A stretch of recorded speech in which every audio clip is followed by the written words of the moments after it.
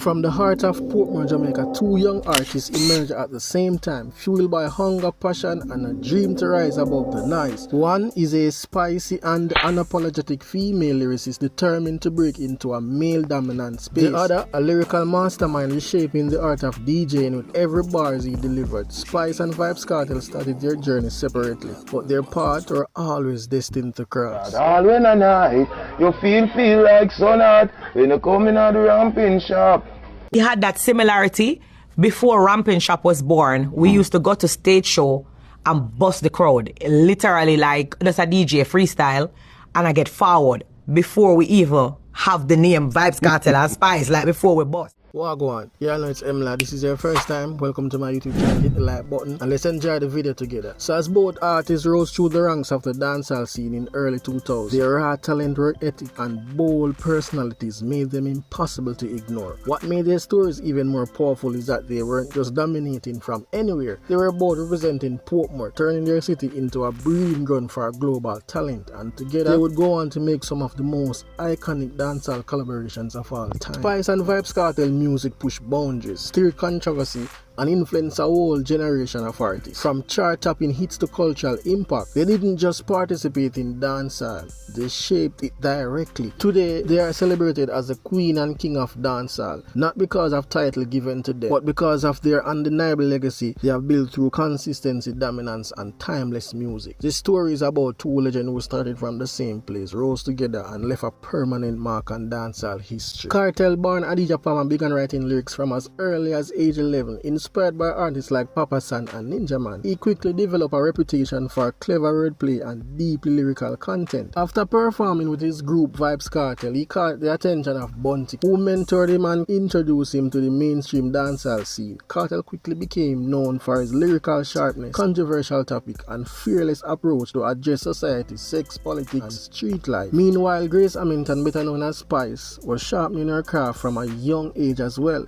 A natural performer, she was heavily involved in church and school performance, but her passion for music pushed her towards dancehall. In 1999, her breakout moment came when she performed at Sting, one of Jamaica's biggest live shows. Her boldness, lyrical wit, and commanding stage presence stunned the audience, and she made it clear that she wasn't just a female in the business, she was a serious contender. Him come and talk about caprice. This woman is same time him look up in a poor gun nozzle. He might have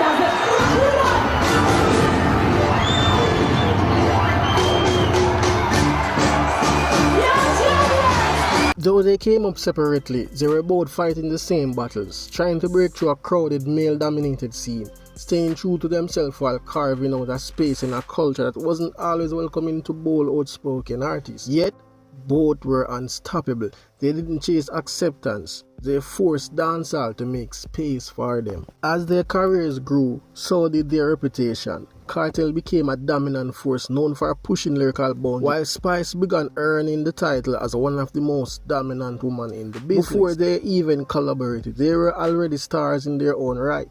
But when they finally joined forces, their individual flames created a fire that would burn through dancehall history. By the time 2008 arrived, both Spice and Vybz Kartel had already built a solid reputation in dancehall space. Kartel was dominating the airwave with his unique blend of street poverty, raw sexuality, and revolutionary sound. Spice, though still climbing, had built a loyal fan base through her performances, stage clashes, and a growing list of respected singles, but nothing could have prepared the world for what would have happened when these two forces combined. The birth of Romping Shop.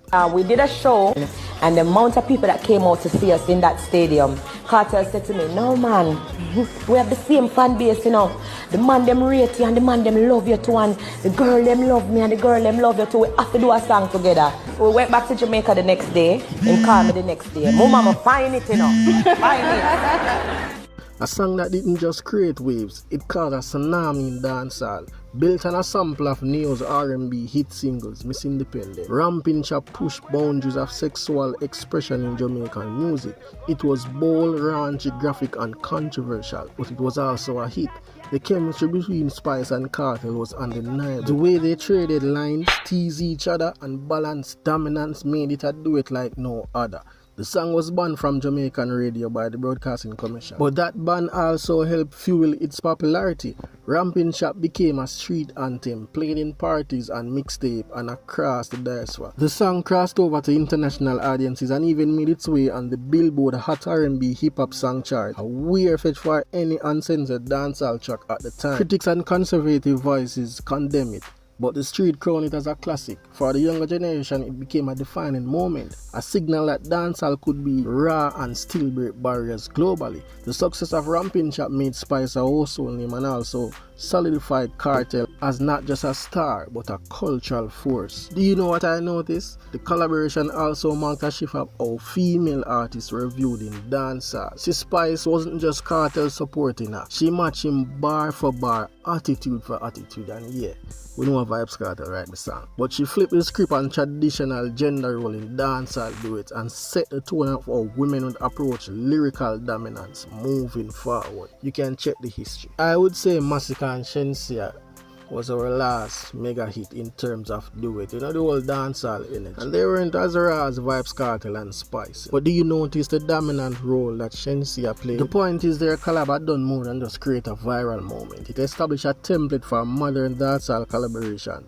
The mix of explicit content, strong chemistry and lyrical quality became a standard for future acts. Artists like Shensia, Jada Kingdom, Dexter Daps and others, all part of their blueprint to what Kartel and Spice did in that era. After the massive success of Romping Shop, both Spice and Vybz Kartel cemented their place as unstoppable solo forces in dancehall. Though their career took separate tracks at times, their connection remains solid, and their individual growth only added to their eventual legacy as the king and queen of dancehall. For Kartel, the man went on a legendary run by himself at that, unmatched. Hits like Clarks. Who remember Ben Spunani? When the song dropped, man, the whole dancehall shifting. Summertime, Fever, Straight Jeans and Fitted, Dancehall Hero, Bicycle Ride, Real Bad Man, Western Union, One Way, and we couldn't go on and on and on and on. We never gonna stop. Endless amount of hit kept him on top even behind bars, turning his name into a movement. Spice, she built an empire. She kept grinding in a whole heap of hits, as I said, Jim Screech is something like it, Needle Eye Sheet, whole heap of hits, man. I think she mastered the art of performance though, in terms of where females were at the time. Spice definitely leveled up the game. We're talking about her flamboyant costumes, you know, her energetic set and her ability to engage crowds all over the world. In 2014, despite Kartel's incarceration, they team up again for another fan favorite, Conjugal Visit. The track was cheeky, flirty and played off Kartel prison reality. You know, the whole Spice visiting her man behind bars. The song was a hit, and the chemistry was still electric, even years apart physically. The connection remained powerful. It reminded fans that Kartel and Spice weren't just collaborators, they were a brand, a duo that defined an era. Over the years, they have both continued to build on their legacy. You know, Spice became a reality TV star, joining Love and Hip Hop Atlanta in 2018, which exposed her to a wider American audience. That exposure gave her the leverage to push further with her brand. And in 2021, Spice released her long-awaited debut album, which earned her a Grammy nomination for Best Reggae Album, solidifying her place on the international stage. Kartel from his prison cell has released dozens of albums and projects, including to Tanisha, Exile Pharaoh and Born for This. His catalog is now one of the largest in Jamaican music history. Let us step into the present for a minute. Since Vybz Kartel released from prison, his long-awaited return to the stage sparks a renewed connection with Spice, reigniting one of dancehall's most iconic partnerships. Their first major appearance together came at Kartel Historic Freedom Street Show, which marked not only his comeback but also celebration of their unmatched chemistry. The performance sent shockwave across dancehall community as fans witnessed the king and queen live, commanding the stage like no time had passed. Following that, they appeared back-to-back in New York, delivering powerhouse performance that remind the world of their dominance. Their connection on stage, built on years of collaborations, loyalty, and shared rise from Portmore. You know, at this point we can say that these joint appearances aren't just shows for Vybz Kartel and Spice, they are milestones and a new era for their dancehall journey. And let's say together they gave us some iconic moments, you know, controversial classics and timeless anthems. Apart, they built individual empires and inspired a generation of artists, you know, to be unapologetic, bold, creative and authentic. Today their titles as king and queen aren't just nicknames, they are earned.